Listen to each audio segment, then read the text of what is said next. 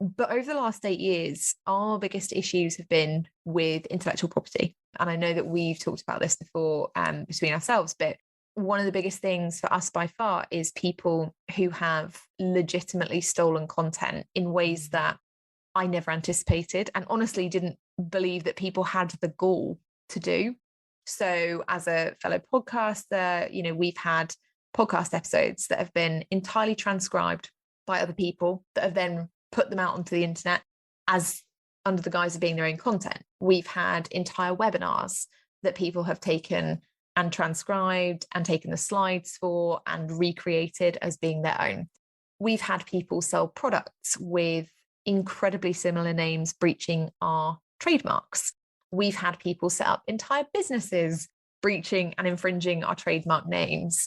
We've sent, I was saying to you just before this, in the last sort of 6 months, over 80 cease and desists for people who've taken parts of our free content, some of our, and it's few and far between, to be fair, paid content, and just replicated it around the internet because they've gone, oh, well, seems like she's doing well.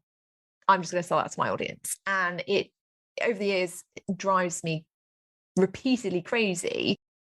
But we've been really fortunate. We have used your templates, we've used your contracts to protect our participants in our programs and their confidentiality and their privacy. We've used your contracts to protect our own consultancy that we do with corporate companies to make sure that, we're not having to over deliver, or we're not finding issues with scope creep later down the line, to manage things during COVID with cancellations or postponements. And we've used extensively your cease and desist templates. Do tell us. I know you mentioned there was about 60 in the last 6 months, but I think when we last spoke, you mentioned that you sent 100. I think it's like 260 seems to spring out to my memory. Yeah, in a year, 2021 was a real year for us.